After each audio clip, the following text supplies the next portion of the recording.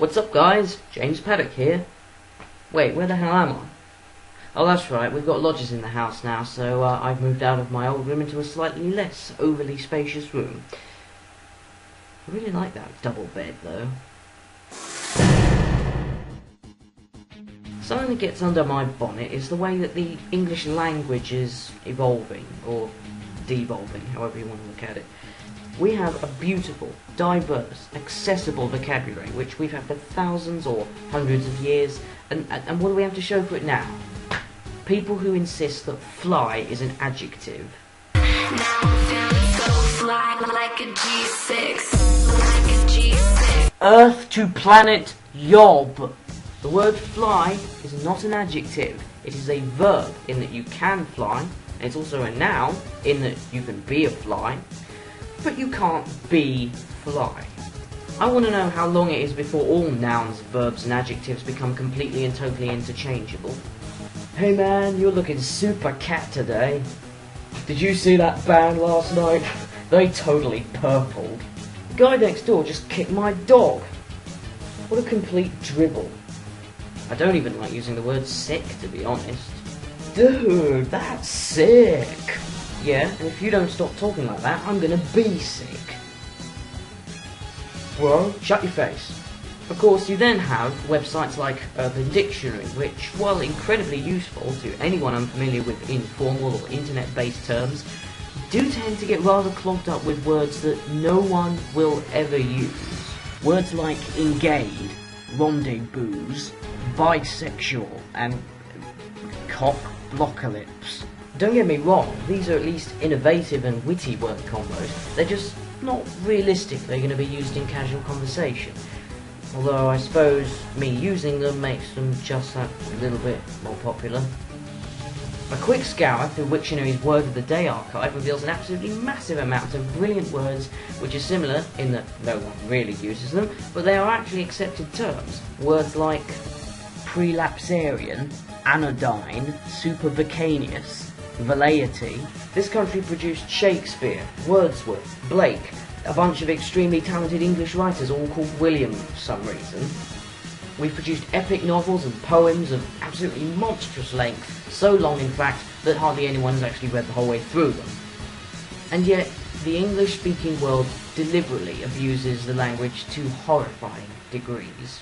Swagger Jagger, you should get some of your own. Swagger Jagger. Really, Cher? Are you and your crack team of songwriters literally just making stuff up? To put this into perspective, not even Urban Dictionary has the faintest idea what you're on about. English, motherfucker! Do you speak it? Oh well, it doesn't matter what I say because I'm a hater and I need to let it go. Also, I need to get on the floor, count that money, and get my game on. Tell me, Miss Lloyd, can you help me out with that? I literally have no idea what you're talking about. I must admit I find it to be terrifically immature when singers attack their haters directly. They're basically saying, you don't matter to me, I rise above your criticism. Except they don't choose to be quite as elegant as that all the time. They're more bye bye haters, or take this, or screw all y'all.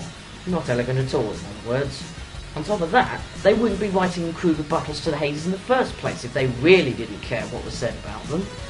Cher Lloyd, you need to hire some better songwriters. Unless you want your target audience to hate you, you're not actually singing about anything that anyone can relate to.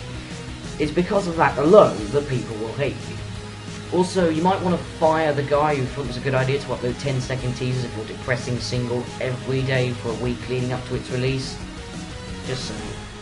How did this rant turn into me slagging off pop stars? Seems to be a bit of a built-in reflex for me. Anyway, moving on to the epic song of the moment, which this week comes from Callum.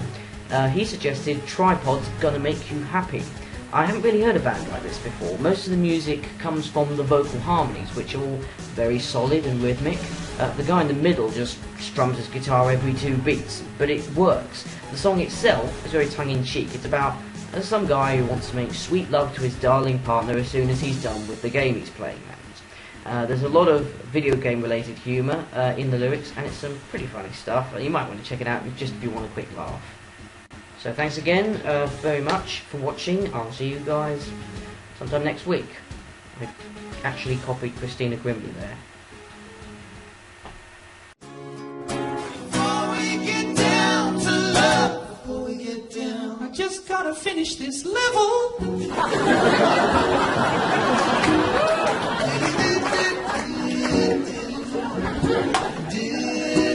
See, I got a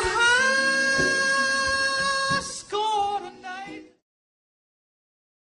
A quick scour through Wiktionary's Word of the Day archive reveals an absolutely massive amount of brilliant words. I will do that again because I'm not actually reading it on the right part of the screen. This country produced Shakespeare, Wordsworth, Blake, a bunch of extremely...